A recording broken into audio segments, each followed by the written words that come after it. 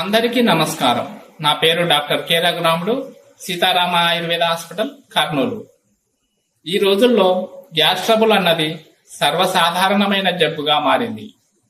ఈ సమస్యతో బాధపడేవారు నచ్చిన ఆహారం కళ్ళ ముందు ఉన్నా తినలేని పరిస్థితి. ఆహారం కొంచెం ఎక్కువగా తిన్నా అది జీర్ణం అవ్వక వాళ్ళ పరిస్థితి నరకప్రాయంగా ఉంటుంది. ఈ పరిస్థితికి కారణం మన ఆహార విహారాల్లో ఈ మధ్య చోటు చేసుకున్న పాశ్చాత్య ఆహార విధానాలే కారణమని చెప్పవచ్చు. ఈ ఫాస్ట్ ఫుడ్ సెంటర్లలో, బేకరీలలో దొరికే ఆహార పదార్థాల వల్ల ఆహార సమయపాలన సరిగా లేకపోవడం వలన మన జీర్ణ వ్యవస్థ బలహీనమై అస్తవ్యస్తంగా మారి గ్యాస్ ట్రబుల్ లాంటి అనేక వ్యాధులను తెచ్చిపెడతాయి. గ్యాస్ ట్రబుల్ ఏ విధంగా కలుగుతుంది అనే విషయానికి వస్తే, ప్రతి ఒక్కరికి జీర్ణాశయంలో జీర్ణరసాలు ఊరడం జరుగుతుంది. ఆ సమయంలో మనకు ఆకలి కలుగుతుంది. వెంటనే మనం ఆహారం తీసుకోవాలి. అప్పుడే ఆహారం బాగా జీర్ణం అవుతుంది, ఎటువంటి సమస్య ఉండదు. కానీ ఈ రోజుల్లో చాలా మందికి సమయానికి ఆహారం తీసుకోవటం వృత్తిరీత్యా, వ్యాపార రీత్యా సాధ్యం కాకుండా పోయింది. సమయం దొరికినప్పుడు ఆహారం తీసుకుంటారు. అప్పటికి మన జీర్ణాశయంలో ఆహారాన్ని జీర్ణం చేసే సామర్థ్యం తగ్గిపోయి ఉంటుంది. కాబట్టి తీసుకున్న ఆహారం సరిగా జీర్ణం అవ్వదు. ఆ విధంగా సరిగా జీర్ణం అవ్వని ఆహారం యొక్క పరిణామాన్ని ఒక చిన్న ఉదాహరణతో తెలుసుకోవచ్చు.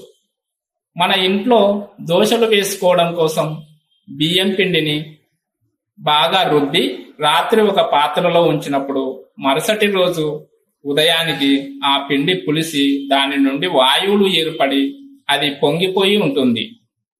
అలాగే మన శరీరంలో కూడా సరిగా జీర్ణం అవ్వని ఆహారం నిల్వ ఉండడం వలన ఆహారం పులిసి చెడు వాయువులు ఉత్పన్నమై కడుపు ఉబ్బరంగా ఉండడం, కొంచెం తినగానే కడుపు నిండినట్లుగా అనిపించడం, అదే పనిగా తేన్పులు రావటం, కింది నుండి అపాన వాయువులు రావటం, కడుపు నొప్పిగా ఉండడం, ఊపిరి తీసుకోవడం కష్టంగా ఉండడం లాంటి లక్షణాలు కనిపిస్తాయి. ఈ విధంగా జీర్ణం సరిగా అవని ఆహార పదార్థాలు విషతుల్యంగా మారుతాయి. దీనిని ఆయుర్వేద పరిభాషలో ఆమం అని పిలుస్తారు. ఈ ఆమం రక్తంలో చేరి అక్కడ నుండి శరీరంలో ఏ భాగంలో నిలిస్తే దానికి సంబంధించిన అనారోగ్యం సంభవిస్తుంది. అందువలన జీర్ణ వ్యవస్థ అనేది శరీరంలో పోషక వ్యవస్థ. ఇది సక్రమంగా ఉంటేనే శరీరంలో మిగిలిన వ్యవస్థలు కూడా సక్రమంగా ఉంటాయి. గ్యాస్ ట్రబుల్తో బాధపడేవారు తీసుకోవాల్సిన జాగ్రత్తలు: ఆహారం తీసుకోవటంలో సరైన సమయపాలన ఖచ్చితంగా పాటించాలి. జీర్ణశక్తికి మించి వేపుళ్ళు, శనగపిండి, మసాలాలతో కూడిన ఆహారం, మాంసాహారం తీసుకోకుండా ఉండాలి. ఆహారాన్ని మితంగా తీసుకోవాలి. జిహ్వ చాపల్యానికి లోను కాకుండా ఉండాలి. పెరుగు ఎక్కువగా తీసుకోకూడదు. ముఖ్యంగా రాత్రి సమయంలో పెరుగు అసలు తీసుకోకూడదు. కావాలంటే పలుచటి మజ్జిగలాగా బాగా చిలికి తీసుకోవచ్చు.